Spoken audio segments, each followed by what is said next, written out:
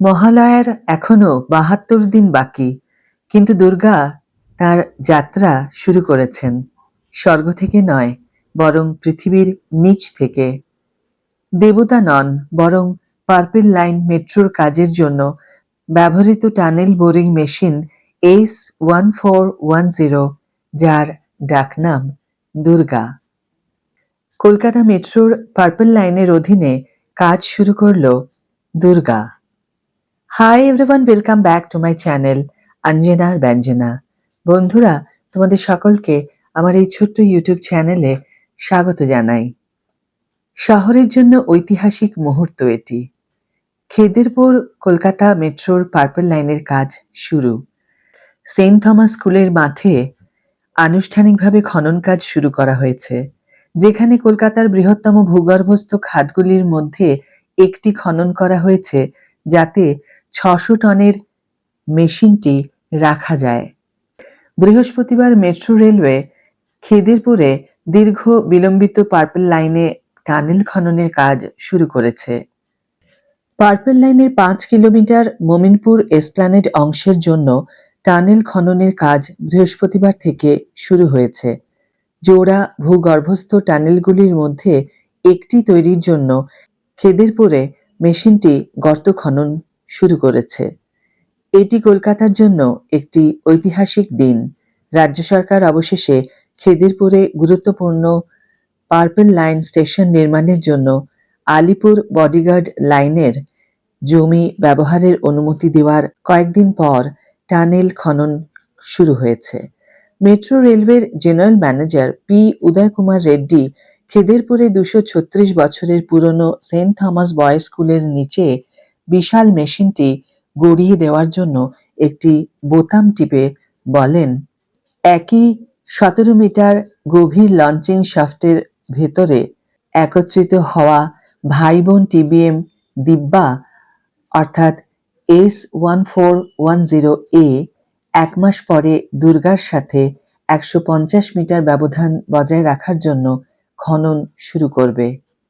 এই জুটির প্রথম স্টপ হবে ভিক্টোরিয়া মেমোরিয়ালে ১.৭ কিলোমিটার জুড়ে। ৯৫ মিটার লম্বা বোরারগুলি ভিক্টোরিয়া মেট্রো স্টেশন বক্স থেকে পার্ক স্ট্রিট পর্যন্ত আরও ৯৫০ মিটার টানেলিংয়ের জন্য পুনরায় চালু করা হবে, যার পরে এসপ্ল্যানেড পর্যন্ত ৬৪০ মিটার অংশটি কাট অ্যান্ড কাভার পদ্ধতি টিবিএম ছাড়াই ব্যবহার করে তৈরি করা হবে। ২০২৬ সালের মে মাসের মধ্যে দুর্গা ভিক্টোরিয়া এবং ২০২৬ সালের ডিসেম্বরের মধ্যে পার্ক স্ট্রিটে পৌঁছবে। প্রকল্প বাস্তবায়নকারী সংস্থা রেল বিকাশ নিগম লিমিটেড অর্থাৎ RVNL এর প্রধান প্রকল্প ব্যবস্থাপক বিপিন কুমার বলেছেন, এই উপলক্ষে পূজায় নির্বাহী পরিচালক অর্থাৎ ইডি অমিত ট্যান্ডন সহ অন্যান্য RVNL কর্মকর্তারা উপস্থিত ছিলেন। Purple line ১৪ kilometre Joka Esplanade corridor এখন ৮ কিলোমিটার উঁচু জোকা মাঝেরহাট অংশে চলে। এটি ইকবালপুরের কাছে ভূগর্ভে চলে যাবে, যা মোমিনপুরের শেষ উঁচু স্টেশন থেকে খুব বেশি দূরে নয়। ৯ই মার্চ সংবাদ মাধ্যম জানিয়েছে, ৬৫০ টনের বিশাল টানেল বোরিং মেশিন তামিলনাড়ু থেকে কলকাতা পর্যন্ত ১৬০০ কিলোমিটার যাত্রা সম্পন্ন করেছে। উন্নত প্রযুক্তির দ্বারা পরিচালিত আর্থ প্রেশার ব্যালেন্স অর্থাৎ ইপিবি মেশিনগুলি পাথর, মাটি বা বালি খনন করে প্রিকাস্ট সেগমেন্ট রিং দিয়ে টানেল তৈরি করতে পারে। ঐতিহ্যগতভাবে ষোড়শ শতাব্দীতে ভূগর্ভস্থ নির্মাণের জন্য বিস্ফোরক নিয়ে কাজ করা ব্যক্তিদের বাঁচানোর জন্য খনি শ্রমিকদের পৃষ্ঠপোষক সন্ত সেন্ট বারবারাকে ডাকা হতো। সেই সময় থেকেই টিবিএম গুলিকে মেয়েলি নাম দেওয়া হয়। মা দুর্গার দেশে দেবতার নামে টিবিএম নামকরণ করাই উপযুক্ত বলে মনে হয়েছিল। যমজ টিবিএমকে দিব্য বলা হয়, যা সংস্কৃতে ঐশ্বরিক অর্থে ব্যবহৃত হয়, একজন কর্মকর্তা ব্যাখ্যা করেন। তামিলনাড়ু থেকে 6.6 মিটার বাইরের ব্যাসের দুর্গা মার্চ মাসে এসে পৌঁছয় এবং পরবর্তীতে সেন্ট থমাসের লঞ্চিং শাফটে নামিয়ে দেওয়া হয়, কুমার বলেন। বউবাজারে ইস্ট ওয়েস্ট মেট্রো টানেল নির্মাণের ব্যর্থতার বিষয়টি মাথায় রেখে টিবিএমগুলি নিরাপদে খনন করার জন্য অতিরিক্ত সতর্কতা অবলম্বন করা হচ্ছে, মেট্রোর জিএম বলেন।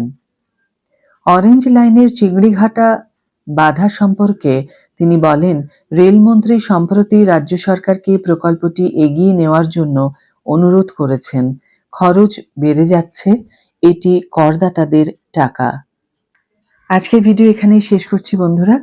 ভিডিওটি যদি কার্যকর বলে মনে হয়ে থাকে তাহলে অবশ্যই একটা ছোট্ট করে লাইক দিও, শেয়ার করো বন্ধুদের সাথে, কমেন্ট করে জানিও তোমাদের মতামত।